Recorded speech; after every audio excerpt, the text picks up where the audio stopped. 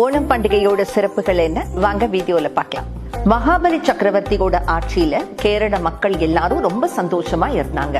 விஷ்ணு வாமன அவதாரத்தை எடுத்து மகாபலி சக்கரவர்த்தியை சந்திச்சு தானம் கேட்க போறாரு. உங்களுக்கு என்ன வேணுமோ கேளுங்கன்னு சொல்றாரு மன்னர். வெறும் 3 அடி உயரம் உள்ள ஒரு பிராமண பையனா அப்படி எனக்கு பெருசா கேட்டுற போறேன், 3 அடி மண்ணை மட்டும் கொடுத்தா போதும்னு வாமனன் சொல்றாரு. நிச்சயம் தரேன், திருவடிகளை எடுத்து வைங்கன்னு மன்னன் சொன்ன உடனே வாமனன் வளர்ந்து வளர்ந்து மிகப்பெரிய உருவமாக மாறிடுறாரு. தன் ஒரு பாத அடியால மண்ணுலகத்தையும் 2வது பாத அடியால விண்ணுலகத்தையும் அளந்துடுறாரு. 3வது அடிய நான் எங்க வைக்கணும்னு கேக்குறாரு வாமனர். வந்திருக்கிறது சாட்சாத் விஷ்ணுன்னு புரிஞ்சுக்கிற மன்னன் என்னுடைய தலையில 3வது அடியை எடுத்து வச்சு ஆசீர்வாதம் செய்யுங்கன்னு சொல்றாரு.